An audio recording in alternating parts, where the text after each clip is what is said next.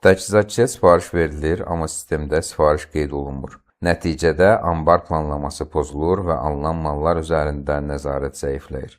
Bu təlimdə mal alışı sifarişin logik CRP-də necə formalaşdığını və sifariş mexanizminin planlama və nəzarət baxımından hansı rol oynadığını nəzərdən keçirəcəyik. Gəlin prosesə baxaq. Logik CRP-də anbar və ticarət menüsunda mal alışı sifariş sənədini açırıq. Yeni düyməsi vuraraq yeni sənəd formalaşdırdıq. Burada məcburi olan sahələr təchizatçı seçimi və malların seçimidir. Gəlin ilk öncə təchizatçını seçək və sifariş vermək istədiyimiz malları seçirik.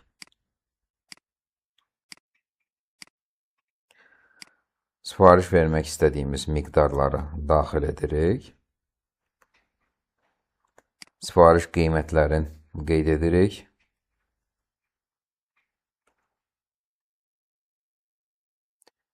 Və sənədi yaddaşa yazırıq. Mal alış sifariş sənədində bir sənədin tarixi var, bir də qəbul tarixi vardır.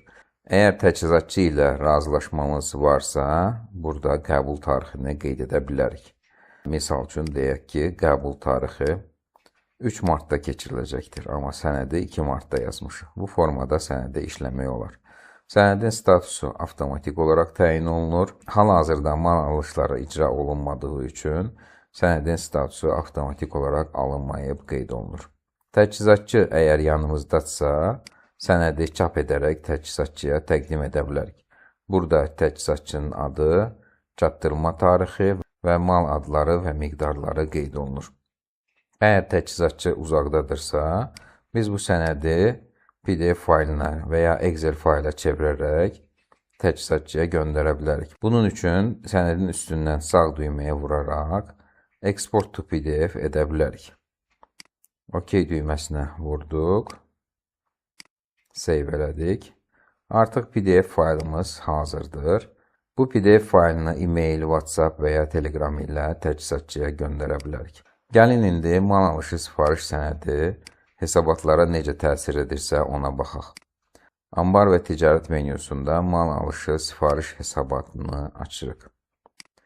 Burada əks olunur ki, bu təchizatçıya bu mallar bu miqdarlarda sifariş olunmuşdur. Ancaq hələ ki, mal alışı icra olunmamışdır. Mal alışı sifariş sənədi, mal alışı sifariş hesabatından başqa heç bir hesabata təsir göstərmir. Anbarda mal qalıqları artırmır, maliyyədə heç bir borc yaratmır. Gəlin indi təsəvvür edək ki, sifariş verdiyimiz mallar anbara daxil oldu və biz mal alışını yerinə yetiririk. Anbar və ticarət menüsündən mal alışını açırıq.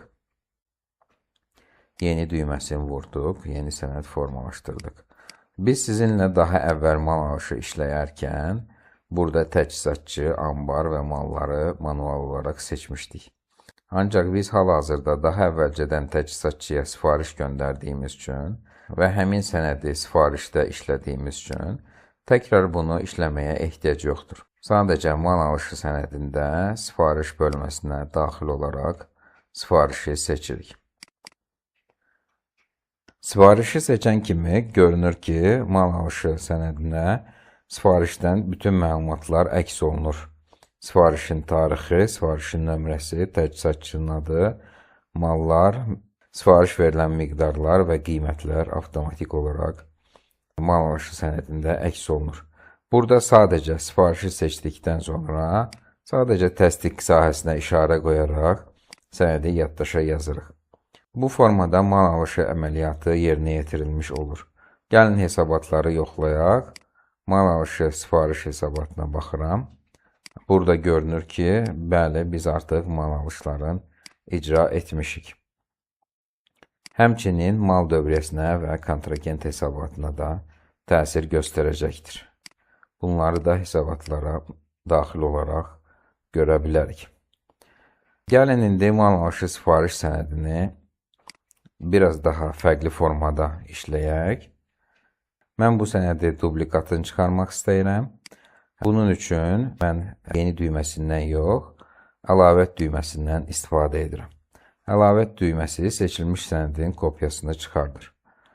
Burada biz miqdarları dəyişək. Yeni bir sifariş sənədi yazaq.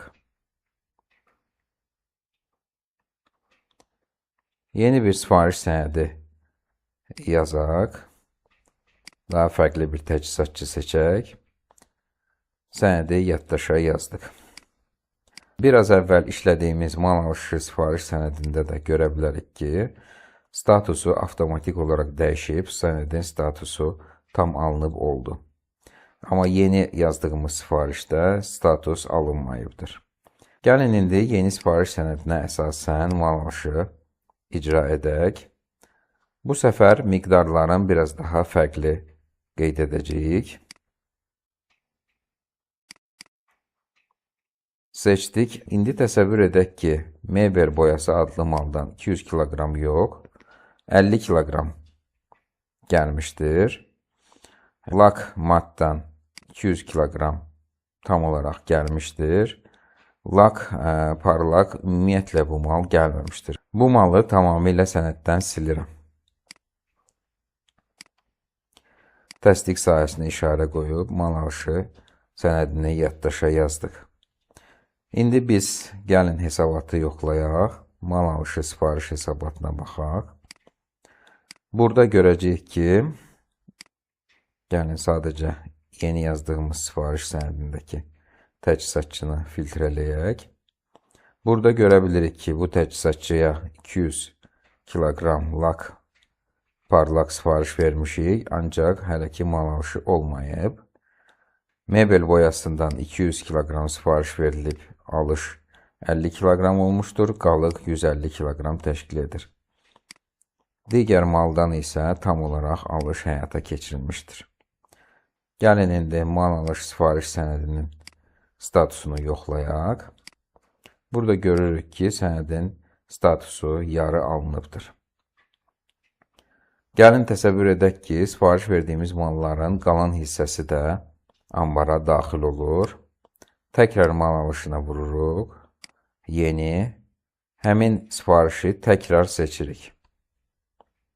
Seçdik. Bu səfər artıq qalıq nə qalmışdısa təchizatçının gətirmədiyi mallar, həmin mallar avtomatik olaraq əks olunur. Mebel boyası biz daha əvvəl 50 kiloqram almışdıq. Burada görünür ki, 150 kiloqram avtomatik olaraq əks olunur. Və lak parlak da 200 kiloqram əks olunur. Təsdiq edərək sənədi yaddaşa yazırıq. Gəlin mal alış sifariş hesabatını yoxlayaq. Burada görürük ki, mal alışı artıq tam icra olunmuşdur. Heç bir qalıq yoxdur. Mal alışı sifariş hesabatında alış sayı adlı sütunda mallar neçə partiyada ambara daxil olubsa, onun miqdarı görünür. Burada görünür ki, Meber boyası 2 partiyada ambara daxil olmuşdur. Gəlin indi mal alış sifariş sənədinin statuslarına gözdən keçirək. Bu sənəddə hansı statuslar var? Tam alınıb, yəni mal alışı tam icra olunduqda tam alınıb statusu avtomatik seçilir. Qismən alınanda yarı alınıb seçilir. Ümumiyyətlə, sifarişə əsasən alış olmayıbsa, alınmayıb avtomatik seçilir. Sifarişdən artıq mallar ambara qəbul edilibsə, artıq alınıb statusu avtomatik seçilir. Burada görünən ilk 4 status avtomatik olaraq sistem tərəfindən seçilir. Sadəcə ləğv edildi statusu manual olaraq seçilməkdədir. Gəlin sürətli şəkildə test edək. Yeni bir sifariş sənədi yazdım. Sənədi kopyasını çıxararaq. Təsəvvür edək ki, bu sifariş ləğv olundu. Burada biz sadəcə sənədin statusunu ləğv edildi olaraq seçirik və yaddaşa yazırıq. Burada görünür ki, artıq bu sifariş ləğv olunmuşdur. Beləliklə, biz bugün mal alışı sifariş sənədinin işlənmə qaydası ilə tanış olduq. Növbəti təlimdə isə müştəri sifarişi ilə tanış olacaq.